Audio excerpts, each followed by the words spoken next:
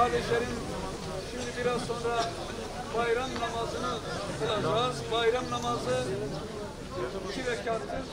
Senede 2 kere olduğu için tekrar etmede fayda var. Hepimiz biliyoruz. Allahu Ekber.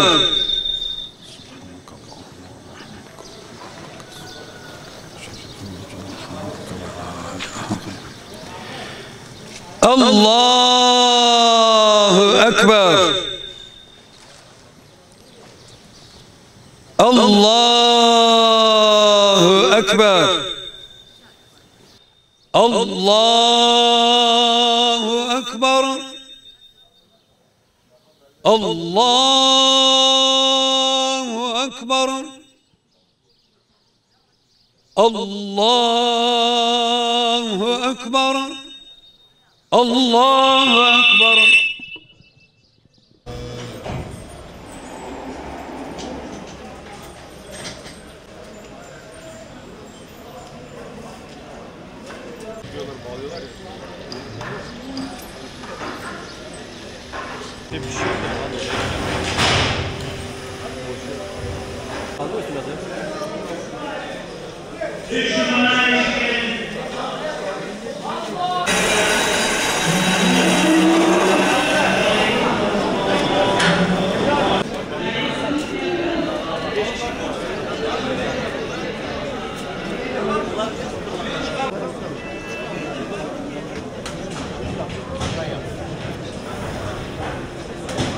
Her sene Umut Kervanı Vakfı olarak Türkiye'de, dünyanın birçok ülkesinde olduğu gibi Türkiye'de de biz kurbanları kesiyoruz.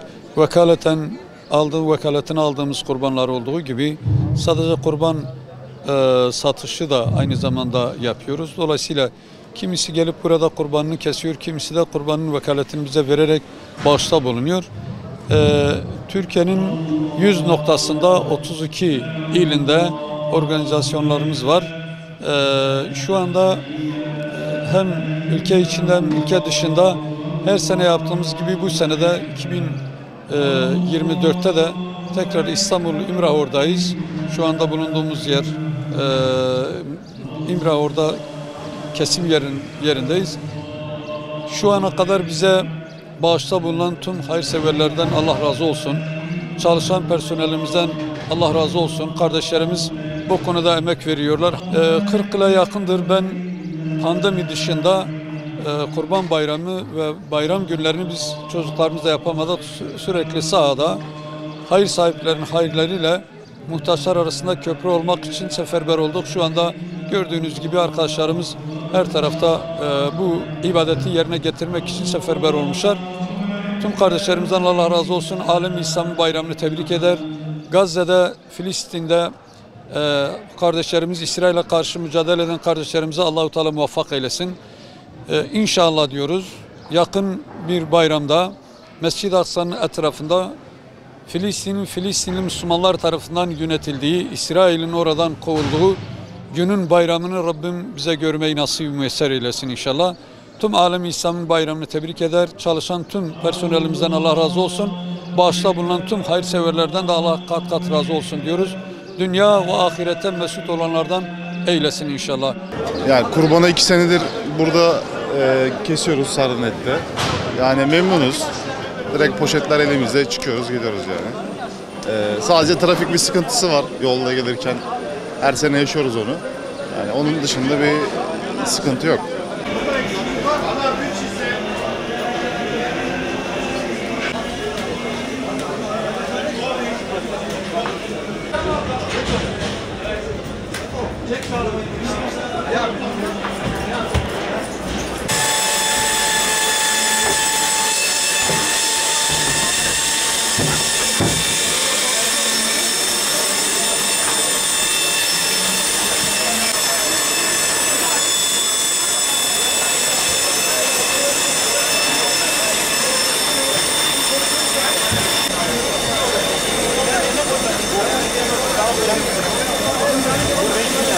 Böyle arkadaşlar, komşular şey yapıyorlar. Öncülük yapıyorlar. Çok zamandır yani ben ta yıllardan beri kurban kesiyoruz. Ama böyle büyük organizasyonlarla pek kesmedik yani. Birkaç senedir kesiyoruz. Yani bir 5-6 yıldır oradan kesiyoruz. Güzel, Allah razı olsun. Güzel bir şekilde kesiyorlar, yardımcı oluyorlar. Allah onlardan razı olsun. Umut Kervan yapmış olduğu bu organizasyondan çok memnunuz. Allah onlardan razı olsun.